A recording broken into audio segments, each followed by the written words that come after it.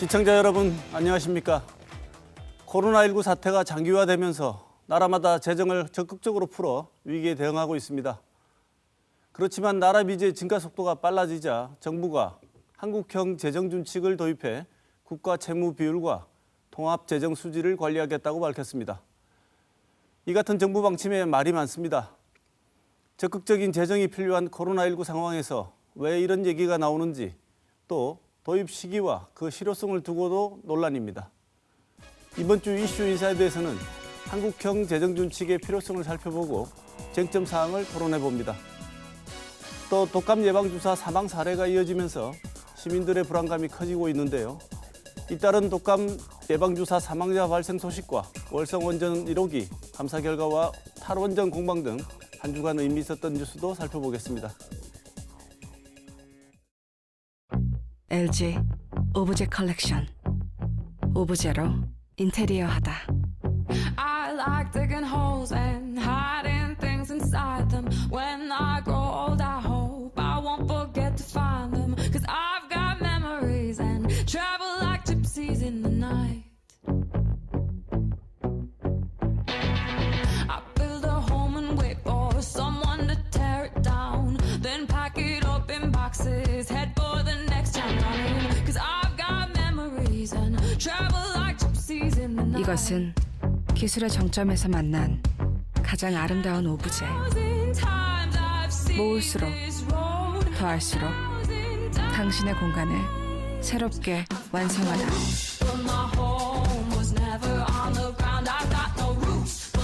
처음 만나는 공간 인테리어 가전.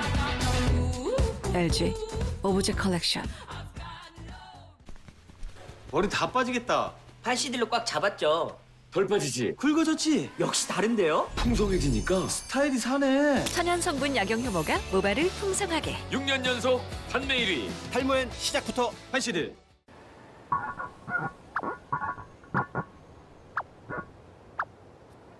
꺾어버려? 아뷰! 맛있게 꺾자. 똑 부러지는 토핑 요구르트 비오트.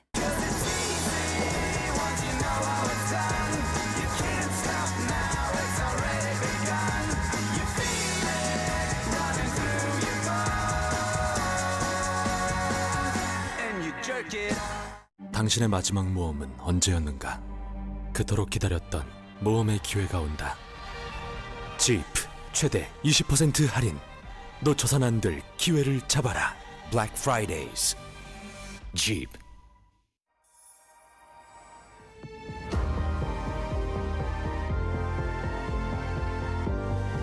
누군가 오늘의 세상을 볼 때 우리는 그 너머를 본다.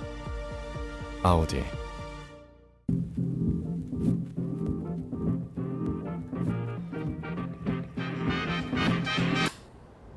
직분화 한번 해볼까? 이 색깔 너무 예뻐. 뭐 시켜 먹을까? 편의점 좀 들렀어요. 결제는 카카오페이죠. 카카오페이로 모든 결제.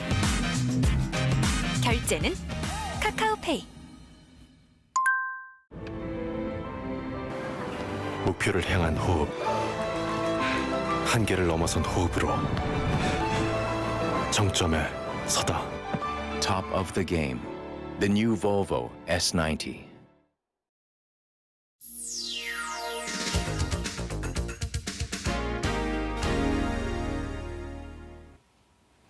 지난 한 주간의 중요 소식을 짚어보는 시간 뉴스 큐레이션입니다. 오늘도 보도국 김은혜 기자 나와 있습니다. 어서 오십시오. 안녕하세요. 지난 한 주 소식을 전해주시지요. 예, 뉴스 많이 보셨겠습니다만 이 독감 접종을 한 뒤 숨지는 사례가 잇따라서 불안이 커지고 있습니다. 지난 20일이었습니다. 대구 동구에서 70대 남성이 독감 예방 접종을 한 뒤 한 40분 뒤에 이상 증상을 느껴서 이 병원으로 옮겨졌지만 숨졌습니다. 이 대구뿐만 아니라 지난 22일을 기준으로 이 전국에서 10건 넘는 비슷한 사례가 발생을 했습니다.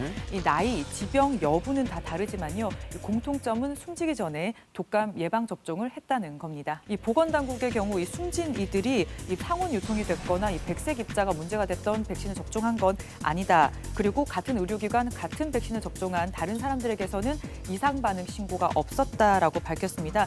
일부는 약물 등에 과민 반응하는 아나필라시스 쇼크 가능성이 보인다고도 하는데요. 네. 이 최종 부검과 또 의무 기록을 종합을 해서 이 독감 백신과의 인과관계를 판단하겠다. 이것이 이 방역 당국의 입장입니다. 사실 정말 진심으로 맞아야 하나 아니면 안 맞아야 하나 고민이 많은 것 같습니다. 이 전문가들은 컨디션이 좋지 않다면 예방 접종을 좀 뒤로 미루고요.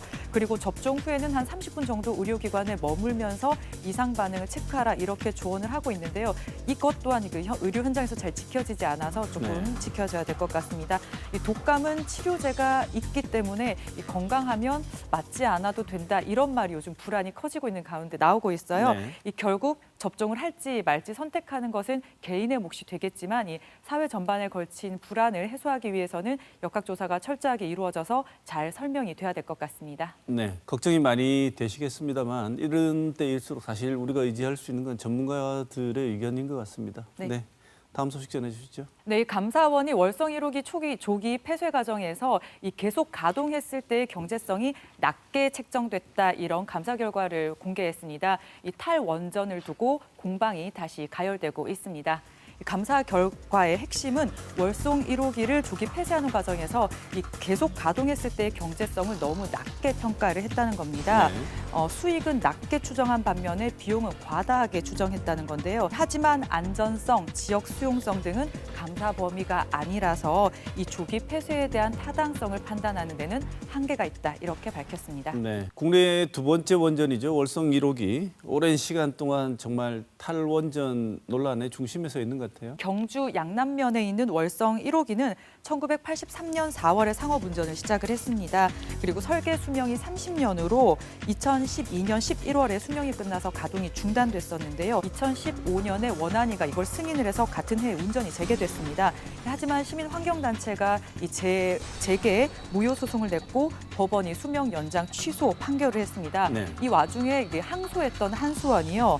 이번 정부가 출범을 하고 탈원전 정책이 시행이 되자 2018년에 조기 폐쇄를 결정을 했는데요. 네. 이 과정에서 경제성 축소 의혹이 있어서 국회에서 감사를 청구를 했었습니다. 네.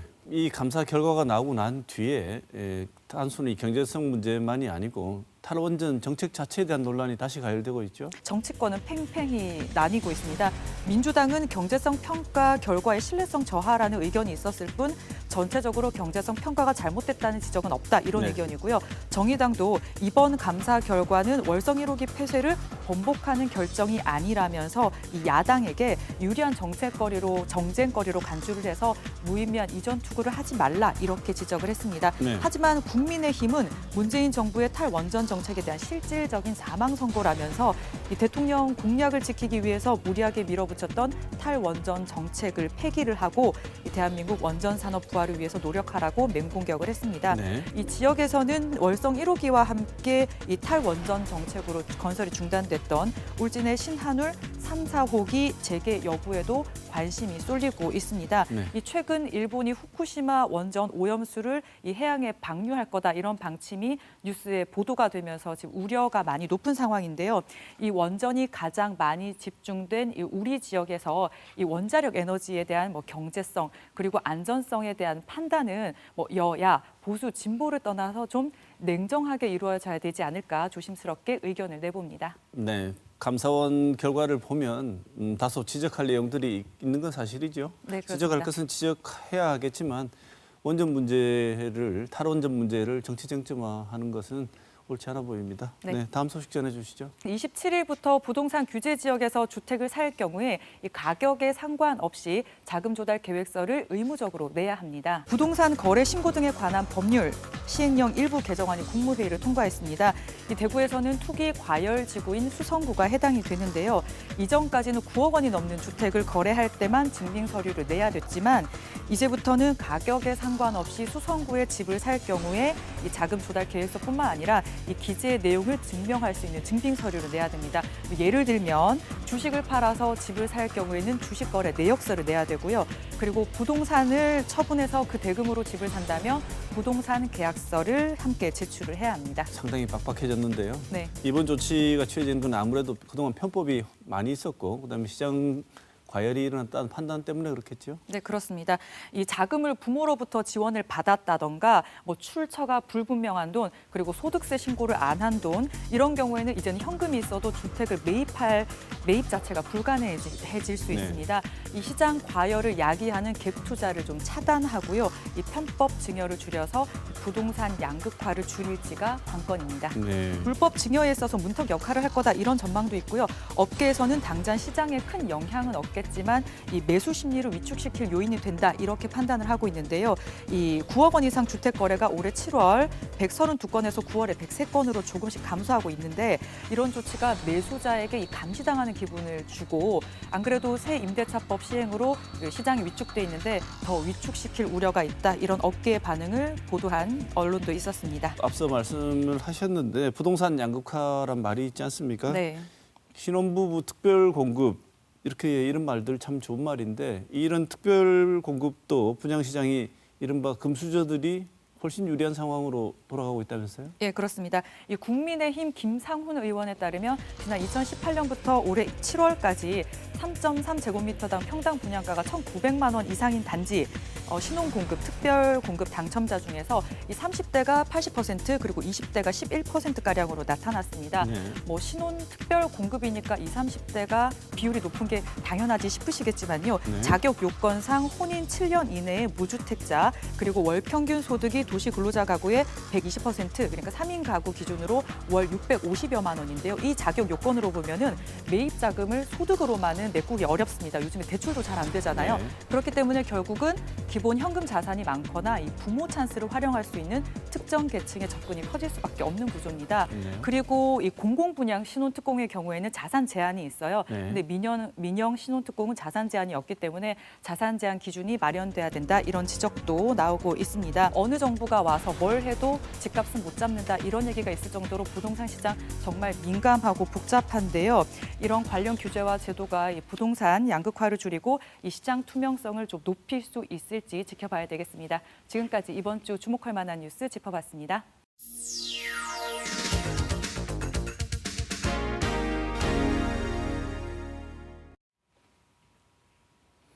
코로나19로 재정 지출이 급증하면서 정부가 나라 빚을 관리하기 위한 한국형 재정준칙을 도입하기로 했습니다. 국가 채무 비율과 통합 재정 수지를 관리해 무분별한 재정 운용을 막겠다는 건데요. 적극적인 재정이 필요한 시기에 이 얘기가 왜 나오는지, 또 실효성이 있는지를 두고 말이 많습니다. 오늘 토론에서는 한국형 재정준칙의 필요성을 짚어보고 주요 쟁점 사항을 살펴보겠습니다.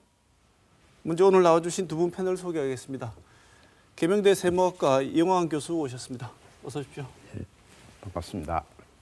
자본시장연구원 황세훈 연구위원 모셨습니다. 어서 오십시오. 네, 안녕하세요. 반갑습니다. 네.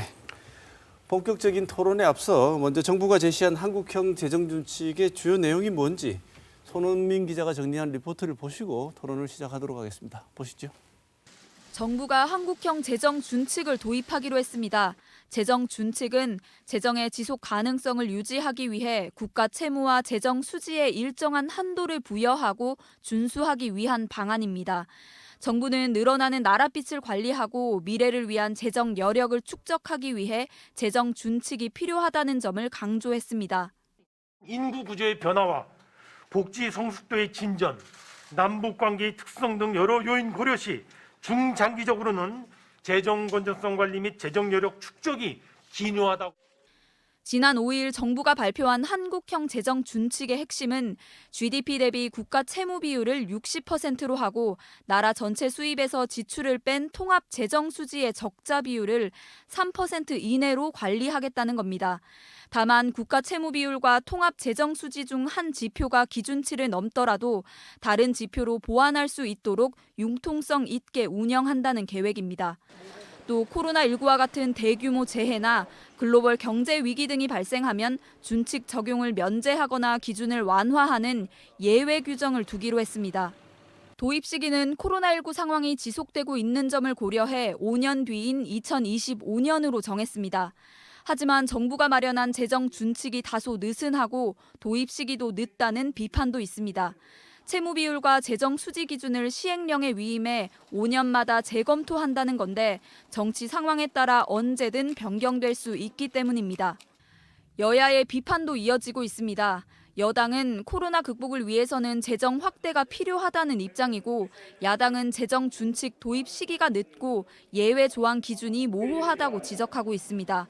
정부는 다음 달 정기국회에 국가재정법 개정안을 제출해 연내 재정 준칙 근거를 마련하겠다고 밝혔지만 국회 문턱을 넘을 수 있을지는 미지수입니다. 한국형 재정 준칙 도입 어떤 결정이 필요할까요? 시사톡톡 손은민입니다. 네, 리포트에서 주요 내용들 간단히 살펴봤습니다만 한국형 재정준칙, 지금 코로나로 인해 전 세계가 다 이 재정 문제, 재정을 풀고 있어서 재정 건전성 문제에 대해서 고민도 동시에 나타나고 있다고 할 수 있는데요. 다들 이 부채에 대한 고민 때문에 이럴 것 같은데요. 우리 국가 재정 건전성에 대한 평가 먼저 한번 해보고 시작하도록 하겠습니다. 이영환 교수님 먼저 해주실까요? 예, 사실 이 국가 채무 비율 이것을 자세히 살펴보면 조금 정부의 발표하고는 다른 부분이 있습니다만 단순한 국가 채무라는 비율만 놓고 보면 한 40%대라고 알려져 있습니다. OECD 평균이 한 110 정도가 되니까 상대적으로 낮은 수준이라고 이렇게 지금까지는 평가를 받아왔습니다. 문제는 이 채무의 증가 속도인데요. 이 속도가 다른 나라에 비해서 엄청나게 빠르다는데 문제가 있습니다. 얼마 전까지 우리의 국가 채무 비율의 숫자는 30%대였습니다. 그러다가 지금은 40%대로 왔고 곧 50% 후반대로 간다라고 정부가 발표하고 있습니다. 네. 그래서 지금이라도 이 재정 준칙을 정부에서 도입하겠다고 하니까 참으로 다행이라고 저는 생각을 하고 있습니다. 황세문 박사님, 재정 건전성에 대해서 어떻게 판단하시는지? 일단 이제 얼마나 부채가 많으냐, 그다음에 부채가 얼마나 빠른 속도로 늘어나느냐, 이 두 가지 측면에서 볼 필요가 있을 텐데요. 지금 부채의 절대적인 수준 자체가 높다고 보기는 어렵습니다. 앞서도 이 교수님께서 지적해 주셨듯이 지금 우리나라 국가 부채 비율, GDP 대비 부채 비율을 말하는 거죠. 현재 9월 말 기준으로 봤을 때 43.9%로 나오고 있습니다. 근데 이제 이거 자체만 놓고 보면 지금 해외 국가들, 일본은 거의 200%쯤 되는 거고요. 미국도 100%가 넘어간단 말이에요. 그리고 유럽 쪽을 보면 90%에서 100%쯤 되는 국가들이 많습니다. 굉장히 많습니다. 그렇기 때문에 절대적인 수준만 놓고 보면 우리는 아직 괜찮은 거 아니냐라고 안심하실 수도 있겠지만 더 중요한 건 보통 이 절대적인 레벨도 중요하지만 그보다 더 중요한 거는 얼마나 빠른 속도로 늘어나고 있느냐. 아까 교수님도 지적해 주셨잖아요. 속도가 문제인 거거든요. 지금 2019년 말에 보면 GDP 대비 국가 채무 비율이 38.1%로 나오고요. 지금 올해 9월 말 기준이랑 비교를 해보면 43.9%입니다. 9%입니다. 불과 9개월 만에 5.8%가 증가를 한 거거든요. 굉장히 빠른 속도고요. 사실은 약간은 무서움이 느껴질 정도로 빠른 속도로 국가 부채가 증가하고 있다, 이렇게 말씀을 드릴 수가 있는 거죠. 따라서 이렇게 빠른 속도로 부채가 늘어도 괜찮은 거냐에 대해서 우려가 제기될 수밖에 없는 부분이고요. 이 이제 속도가 너무 빠르다라는 부분에 대해서는 여당이든 야당이든 충분히 공감하고 있는 것 같아요. 네. 그러다 보니까 재정 준칙이라는 거, 요즘 웬만하면 앞에다 다 K를 붙이잖아요. 네. 뭐 K-팝이라든지. 네. 그래서 재정 준칙에도 앞에 이제 K를 붙인 거죠. 네. 한국형 재정 준칙. 이렇게 해서 국가 부채의 증가 속도를 좀 억제할 필요성이 있지 않느냐, 지속 가능성을 확보할 필요성이 있다. 이 방향 자체는 충분히 공감할 만하다고 평가할 수가 있죠. 두 분 다 그럼 지금 재정 건전성이 위험한 수준은 뭐 빨간불까지는 아니라고 하더라도 충분한 경고등 정도는 들어왔다고 보시는 거죠? 예, 저는 이 부분에 대해서 조금 생각을 우리가 좀 더 깊이 해봐야 되는 부분이 있는 것 같습니다. 이 국가 채무 비율을 산정을 할 때 국가의 범위를 어디까지 하느냐에 따라서 D1, D2, D3, D4 이렇게 구분을 하고 IMF에서는 D1에서 D4까지를 다 포함을 해서 부채 비율을 갖다 산정하도록 하고 있습니다만 네. 우리나라는 유독 일본과 마찬가지로 D3, D4라는 부분의 비중이 굉장히 큽니다. 그런데 공식적인 통계는 D1과 D2만 더하거든요. 네. 더해서 하니까 40%대인데 만약에 D3나 D4를 포함을 하면은 우리가 OECD 평균인 110% 넘어갑니다. 네. 예, 그 부분도 늘 염두에 둬야 된다라고 생각하는 게 D3라고 한다는 게 비금융 공기업이 지고 있는 부채고요. D4라고 한다는 게 공무원 연금, 군인 연금에 정부가 직급 보정을 하고 있는 거거든요. 네. 과연 공무원 연금 빵 끝나고 군인 연금이 빵 끝났을 때 정부가 뒷짐지고 있을 수 있겠습니까? 그래서 IMF의 권고를 따른다면은 D3와 D4를 포함하면은 우리는 이미 OECD 평균에 왔다라고 이렇게 네. 생각을 해야 될 것 같다라는 생각이 그러면 듭니다. 황 박사님, 그러면 지금 이 교수님 말씀하신 대로 이렇게 보자면 실질적으로 우리의 지금 재정 건전성 부채 비율을 이 거의 OECD 평균 정도는 와 있다고 말할 수 있다고 말씀하시는데 동의하십니까? 넓게 보면 그렇게 넓게. 평가할 수가 있습니다. 네. 지금 이제 그 부채 비율을 어떻게 정의를 내리느냐에 따라서 조금 다른 평가가 내려질 수 있고요. 이제 공무원 연금 부채, 그다음에 이제 군인 연금 부채 같은 경우를 다 포함하면 이게 정부 부채에 맞거든요. 그렇기 때문에 이런 부분까지 다 포함을 하면 사실상 부채 규모는 훨씬 더 크다. 다만 이제 공기업 부채 같은 경우에는 부채만 계산을 할 것이 아니라 공기업은 사실 자산들도 좀 가지고 있는 게 있으니까 그런 부분들까지 감안을 하면 아마 비율은 다시 조금 떨어지겠죠. 네. 그렇다고는 하더라도 D3, D4가 국가 부채에 포함된다라고 보는 견해들이 오히려 더 강해지고 있고요. 그런 점을 감안을 하면 사실 우리나라가 단순히 지금 43.9%로 나오기는 합니다만 이거보다는 사실 부채 문제가 훨씬 더 심각한 수준이다라고 해석하는 것이 오히려 객관적인 평가라고 봐야겠죠. 네, 그런 차원에서 보자면 재정준칙 도입의 필요성에 대해서는 두 분 다 동의를 하고 계시고 필요하다고 생각하시는군요. 예, 네. 당연한 이야기. 네, 네. 그럼 그 세부 내용을 한번 보겠습니다. 지금 한국형 재정준칙, K 재정준칙이라고 하셨는데 그 재정준칙의 주요 내용은 크게 두 가지인 것 같습니다. 국가 채무 비율 60%, 통합 재정 수지 적자 비율 3% 이내 이렇게 관리하겠다는데 이 기준에 대해서는 어떻게 평가하시는지요? 이 교수님 먼저 하시겠습니까? 예, 이게 사실 이 60이라는 숫자하고 3이라는 숫자가 가지는 의미라는 게 아마 여기서 나오는 것 같습니다. EU에 이 회원국으로 가입하는 조건이 국가 부채 비율이 60 이하여야 되고요. 재정 적자 비율이 3 이하여야 됩니다. 아마 여기서 60하고 3이라는 숫자가 나오는 것 같고요.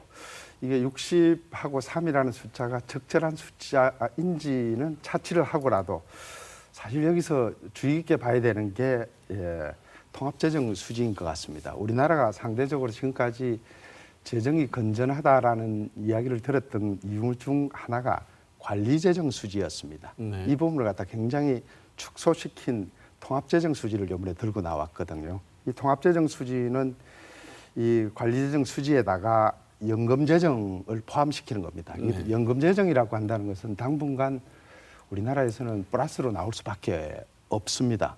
그래서 이게 두 개를 믹스해가지고 채무 비율 60, 그 다음에 통합재정 수지 적자를 마이너스 3 이걸 분모로 가져가가지고 1 미만을 한다니까 분자가 곱하기를 하면 180이 돼야 되지 않습니까?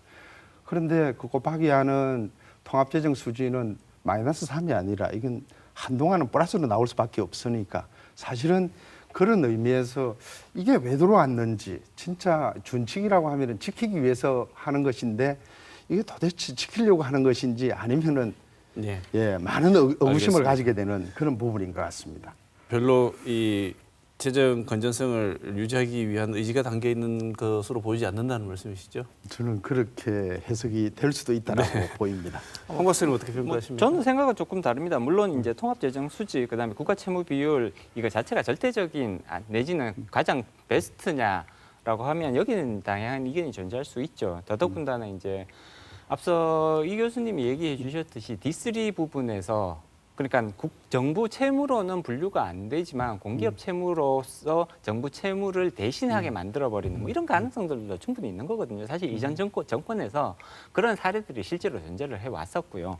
따라서 이제 그런 부분들을 봤을 때는 국가 채무 비율을 60%라고 통합재정 수지 적자 비율을 3%로 세팅을 했을 때 이것이 과연 효과적으로 달성될 수 있느냐 내지는 효과적인 제어 통제 수단이 될 수 있느냐라는 데 대해서 의문이 생길 수는 있다고 봅니다. 그렇지만 이거라도 지키면 이거라도 지키면 사실 저는 최소한의 통제 장치는 될 수 있다고 봅니다. 만약에 이런 이제 기준조차 없이 그냥 놔둬버리면 사실 이 기준들을 확 넘어가 버릴 위험성들이 지금 대단히 높아 보이거든요. 네. 그렇기 때문에 최소한 이거라도 지키면 완전한 해결책 내지는 완전한 대책이 되지는 못하더라도 어느 정도의 최소한의 통제 장치까지는 될 수 있다. 그런 네. 측면에서 봤을 때는 저는 충분히 받아들일 수 있는 수준이라고 봅니다. 네, 미니멈 가이드라인은 될 수 있다.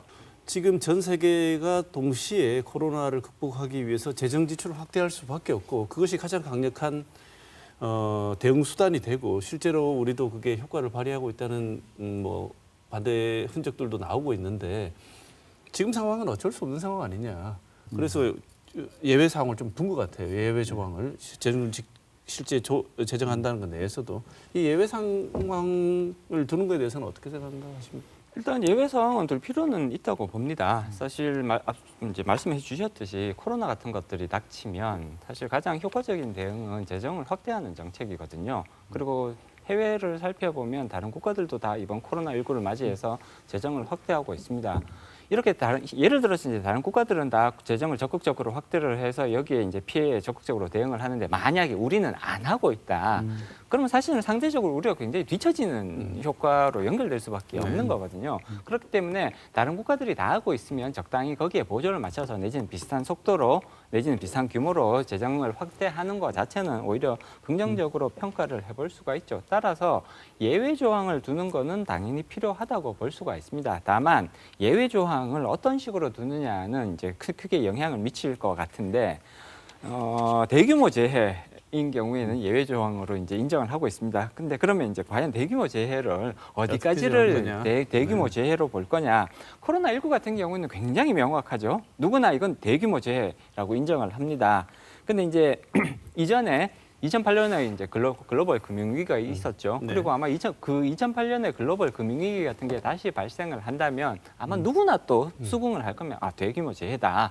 이거는 재난 상황이다. 이렇게 인정을 할 텐데 2012년도에 유럽 재정 위기가 있었습니다. 기억하실지 모르겠는데 기억 못 하시는 분들도 많으실 거예요. 유럽에서는 재정 위기라고 불렀습니다. 그리고 이 재정 위기는 결국은 유럽에 있는 국가들이 빚을 너무 많이 져서 나왔던 건데 사실 유럽 재정 위기 정도가 발생을 했을 때 그럼 이걸 대규모 재해 내지는 재난 상황으로 볼 거냐? 이런 상황이 되면 굉장히 애매모호해지거든요. 네. 봐야 된다 내지는 보면 안 된다. 네. 이런 주장이 굉장히 첨예하게 갈릴 수가 있습니다. 그런 상황이 발생했을 때 그러면 도대체 대규모 재해 상황을 어떻게 해석을 할 것이며 그렇게 애매모호한 상황은 분명히 앞으로 또 발생할 텐데 그런 상황에서 어떠한 판단을 내릴 것이냐에 대해서는 굉장히 이제 논란거리가 이제 앞으로 생길 수밖에 없는 거겠죠. 예, 이 기본적으로 뭐 K 재정 준칙이든 한국형 재정 준칙이든 준칙이라는 단어는 법의 내용을 정해놔놓고 지키자는 거잖아요. 네. 그러니까 구속성에 이 방점을 둬야 되는데 기본적으로 예외가 애매모호한 예외들이 있다라면은 오히려 유연성의 방점이 찍힐 수도 있다라는 그런 생각이 들고요. 만약에 그런 생각을 한다면 황 박사님이 이야기한 대로 제대로 이 준칙 역할을 할 수 있을지 의구심이 들게 되죠. 좀 전에 이 대규모 재해 당연한 말씀이고요. 하나 더 부연을 한다면 도저히 정의를 할 수도 없는 경기 둔화라는 게 있습니다. 경기 둔화 상황이 되면은 통합재정 수지를 1% 완화해가지고 마이너스 4까지 간다고 그러는데 사실 지난 30년 동안에 우리나라의 통합재정 수지가 마이너스를 기록한 거는 30년간 2번입니다. IMF 경제위기 때 하고 글로벌 금융위기 때 하고 딱 2번인데 지금까지 늘 플러스로 있던 통합재정 수지를 경기가 둔화되면은 1% 완화시켜가지고 마이너스 4까지 간다. 예, 이런 예외 조건 상황에서 재정 준칙이 참 효과성에 대해서 다시 한번 면밀한 검토가 필요하지 않나 싶습니다. 재정 준칙을 지금 2025년에 도입하겠다고 했는데요. 지금으로부터 앞으로 5년 후에 이제 시행하게 된다는 건데 앞으로 5년 후 같으면 너무 늦다. 지금 시행하겠다고 발표해놓고 시행하는 것은 5년 뒤에. 그래서 이게 너무 늦다고 얘기하는 비판들이 있는데 재정 준칙을 도입한다면 골든타임이 언제라고 보십니까, 황 박사님? 일단 2025년보다는 조금 앞당길 필요성이 있다고 생각을 합니다. 말씀하셨듯이 5년의 시간이 아직 남아 있는 거잖아요. 네. 그럼 그 사이에 이미 굉장히 높은 속도로 그 재정 부채, 국가 부채가 늘어날 가능성 충분하다고 봐야 되는 거고요. 그렇기 때문에 재정 준칙을 기왕 만들기로 했으면 조금 속도감 있게 이제 적용을 해서 네. 당장 현 정부에서도 이런 부분들에 대해서 조금 더 이제 더 많은 신경을 쓸 수 있게 그렇게 시기를 2025년이 아니라 예를 들자면 뭐 2023년 뭐 이런 식으로 해서 조금 더 속도감 있게 빨리 당겨야 진행하는 된다. 거예요. 좀 당겨서 빨리 네네. 진행하는 것이 오히려 더 합리적인 조치가 아닌가 그렇게 생각하고 있습니다. 이 교수님도 그렇게 보십니까? 2025년이라는 게 묘합니다. 지금 현 정부의 임기도 끝나고요. 네. 현재 이 법을 심의해서 통과시켜야 될 국회의원들의 21대 국회의원들의 임기도 끝나고 네. 22대에 니네들이 알아서 해라라는 거고 좀 전에 황 박사님 말씀하신 대로 아마 2024년 가면은 정부의 발표들을 그대로 믿더라도 그 60에 번가 가지고 있는데 네. 60 그때부터 지켜라.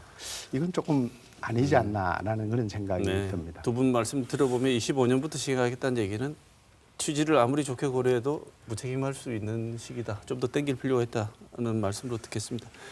도입 시기도 문제지만 이 근거 규정을 마련한 게 너무 약하다. 시행령으로 5년마다 그것도 개정할 수 있도록 재검토할 수 있도록 하겠다라는 것은 이영환 교수님 계속 지적하시지만 준칙으로 부를 만한 거냐. 이게 너무 약하지 않느냐.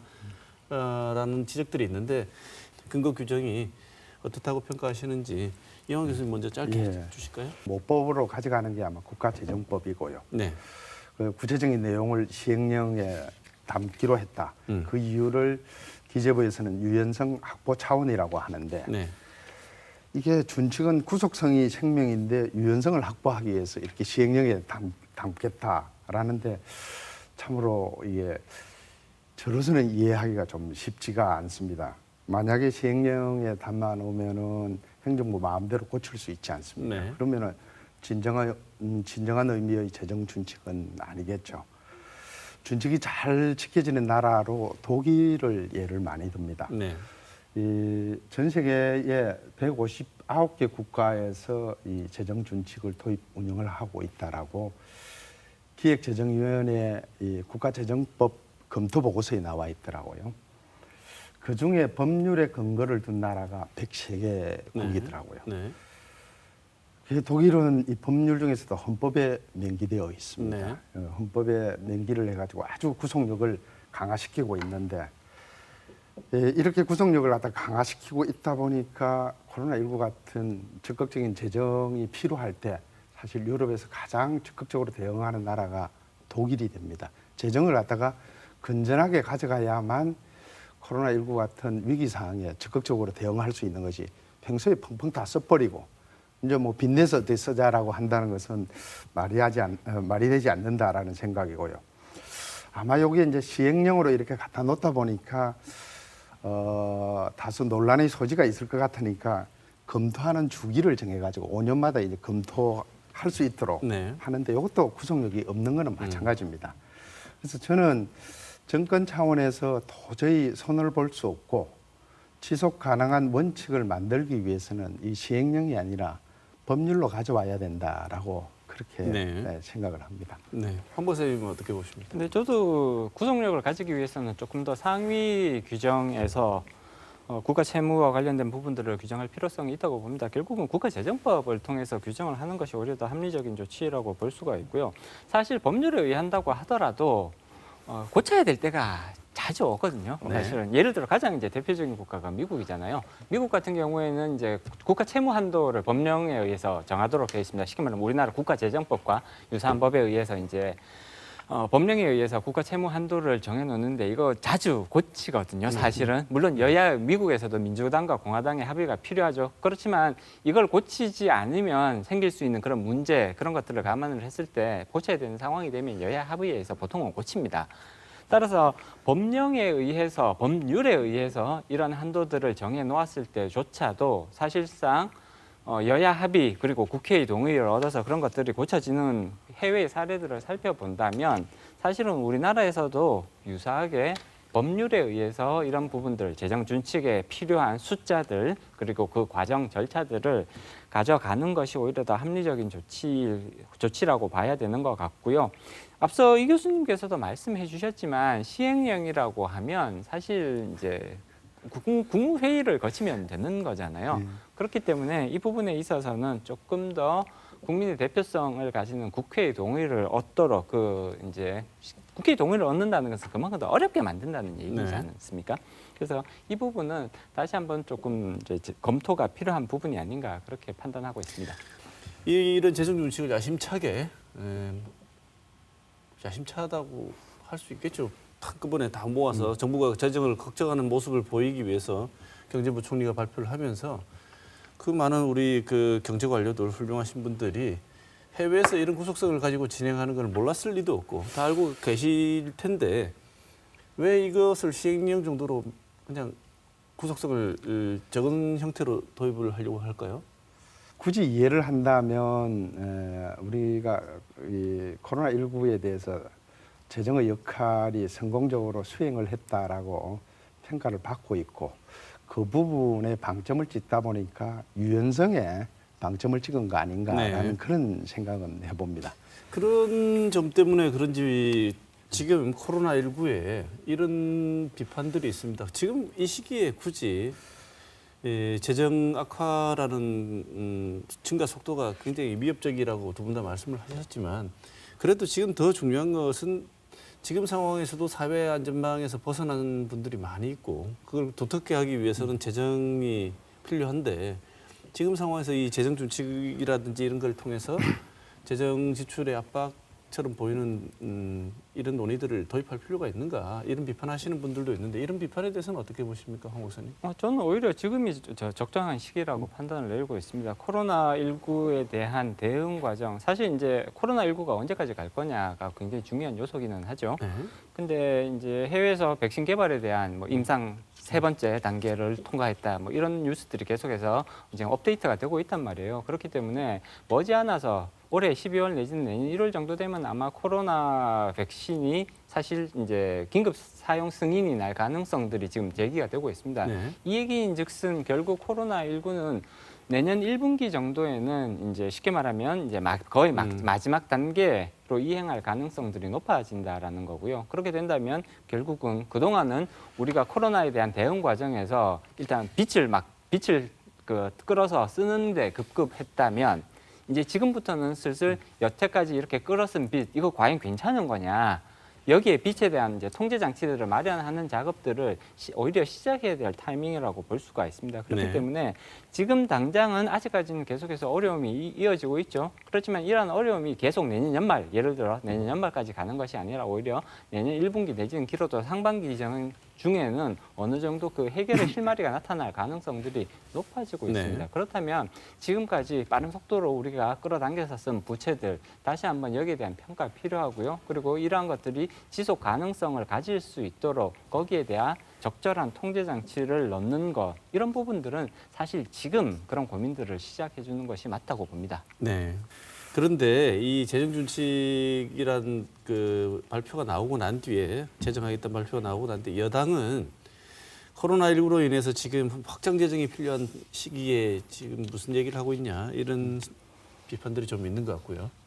야당은 두 분이 말씀해 주신 예외 조항도 있고 기준도 모호하고 시기도 마음에 안 드는 것 같고 이런 입장 때문에 또 비판이 있고 이런 상황인데 국가재정법 개정안이 이렇게 되면 국회를 통과할 가능성이 양쪽 다 싫어하고 있기 때문에 별로 높아 보이진 않는데 짧게 국회 통과 가능성에 대해서는 어떻게 보십니까?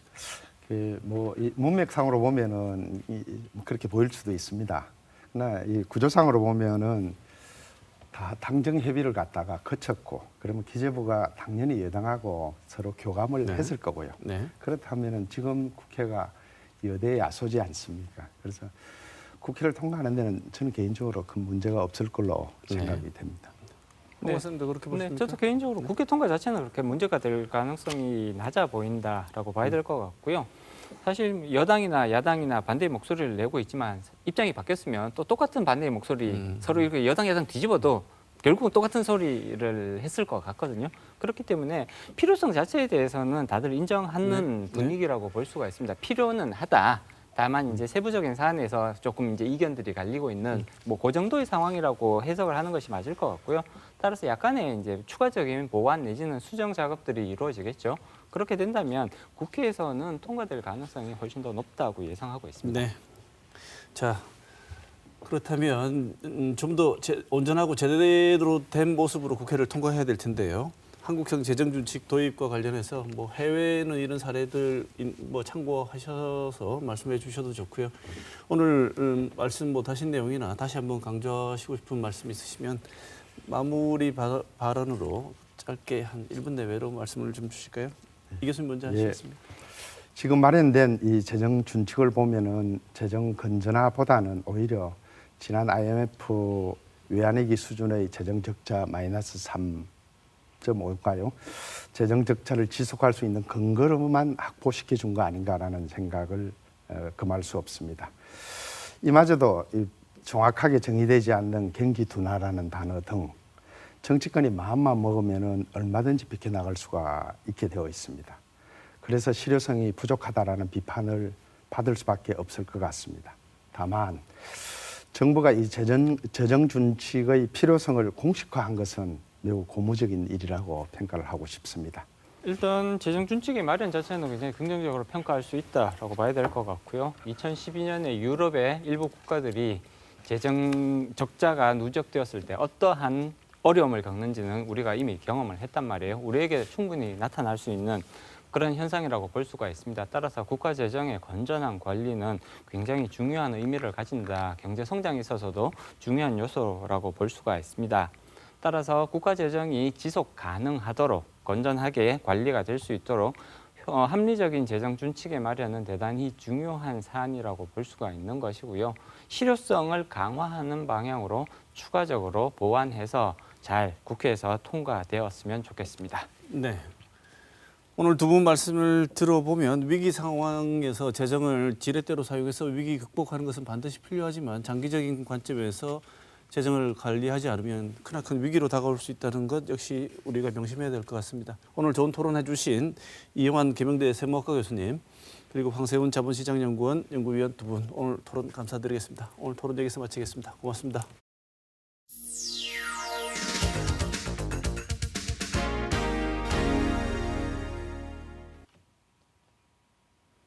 금태섭 전 민주당 의원이 탈당을 했습니다.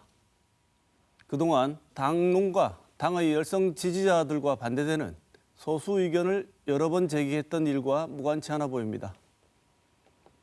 그의 선택과 정치적 입장에 대한 지지와는 무관하게 지배적 다수 의견과 소수 의견의 관계를 생각해 보면 꼭 잊지 말아야 할 지점이 있다고 생각합니다. 소수 의견을 무시하고 밀어붙이는 다수의 폭력이 얼마나 위험한지에 대해 존 스튜어트 밀은 그의 책 자유론에서 다음과 같이 경고하고 있습니다. 여론의 힘을 얻고서 강제력을 행사하는 것은 여론과는 반대로 그런 강제력을 행사하는 것만큼이나 해로울 뿐만 아니라 더 해롭기까지 하다. 오직 한 사람만이 반대 의견을 갖고 있다고 해서 강제력을 동원하여 그 한 사람을 침묵시키는 것은 권력을 장악한 한 사람이 강제력을 동원해서 인류 전체를 침묵시키는 것만큼이나 정당하지 못하다. 비판을 경청하고 수용해서 내린 판단만이 신뢰할 만한 가치가 있는 것입니다. 설령 그 소수 의견이 틀린 것이었다 하더라도 이를 침묵하게 하는 것은 의견의 충돌을 통해서 진리를 더욱 분명하게 인식하고 더 생생하게 드러낼 수 있는 아주 유익한 기회를 놓치게 하는 것입니다.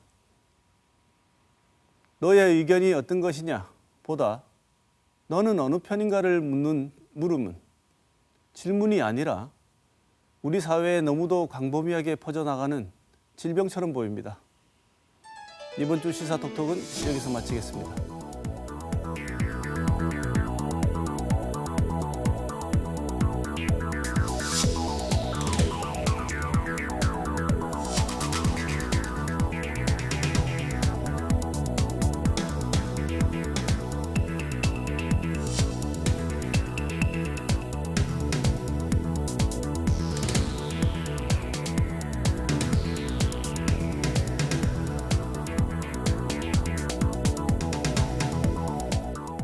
병원에